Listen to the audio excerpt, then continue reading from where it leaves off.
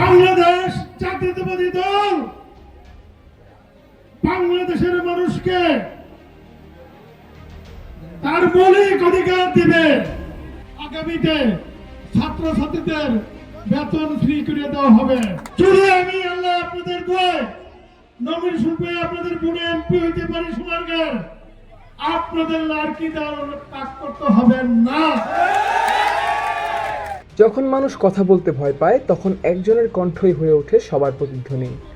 আজ সেই কণ্ঠ সোনারগাঁর মাঠে গর্জে উঠেছে। বিএনপির ভারপ্রাপ্ত চেয়ারম্যান তারেক রহমান ঘোষিত রাষ্ট্র কাঠামো মেরামতের 31 দফা বাস্তবায়নের আলোচনায় আজ একটাই নাম, জনাব আজহারুল ইসলাম মান্নান। বিএনপির ভারপ্রাপ্ত চেয়ারম্যান যে 31 দফা, সেই 31 দফার ভিতরে বাংলাদেশ জাতীয়তাবাদী দল বাংলাদেশের মানুষকে তার মৌলিক অধিকার দিবে।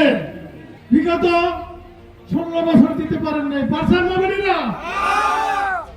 ইনশাআল্লাহ আপনারা আপনাদের নিজের ভোট দিতে দিবেন, কেউ আপনাদেরকে বাধা দিতে পারবে না।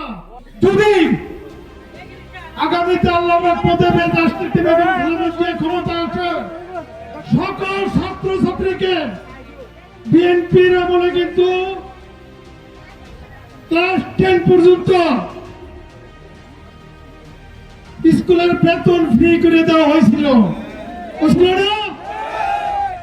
ইনশাআল্লাহ আবার বিএ পাস পর্যন্ত আগামীতে ছাত্রছাত্রীদের বেতন ফ্রি করে দেওয়া হবে।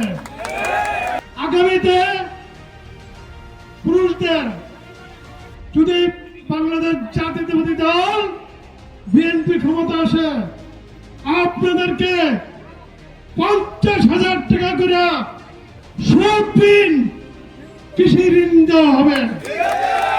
আর মা বোনদেরকে উদ্দেশ্যে বলছি, আপনাদের জন্য 25,000 টাকা সুদবিহীন বেগম খালেদা জিয়া আপনাদেরকে লোন দেবে।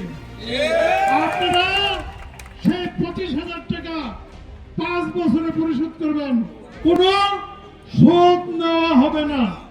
যদি আমি আল্লাহ আপনাদের দোয়ায় নমিনেশন পেয়ে আপনাদের বোর্ডে এমপি হইতে পারি, সোনারগাঁর আপনাদের লাড়কি দেওয়ার কাজ করতে হবে না। ইনশাআল্লাহ যদি বিএনপি ক্ষমতা আসে, এই তিস্তা পারের 2 সাইডের নদী শাসন করে, নদী বাঁধ দিয়া, এবং আপনারা আরসে কাটছিলেন,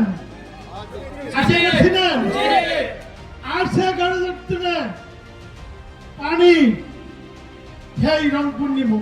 উত্তরবঙ্গের মানুষের জন্য দোয়া করবেন। কেউ যদি সোনারগাঁওকে খাটো করতে চায়, সোনারগাঁওয়ের সাথে বেইমানি করতে চায়, আপনারা তাদেরকে চিহ্নিত করবেন।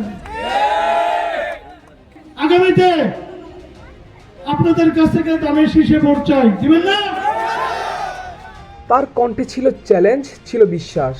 ষড়যন্ত্র যত বড়ই হোক, বিএনপির অগ্রযাত্রা কেউ থামাতে পারবে না, কারণ এই দল দাঁড়িয়ে আছে মানুষের শক্তিতে। তার বক্তৃতায় শুধু প্রতিবাদ না, ছিল ঐক্যের ডাকও। সোনারগাঁ সিদ্ধিরগঞ্জ, 2 নাম, 1 প্রতিজ্ঞা। মানুষ আজ পরিবর্তনের অপেক্ষায়, আর সেই পরিবর্তনের নেতৃত্বে আছেন আজহারুল ইসলাম মান্নান, যিনি বিশ্বাস করেন জনগণই গণতন্ত্রের প্রকৃত রক্ষক।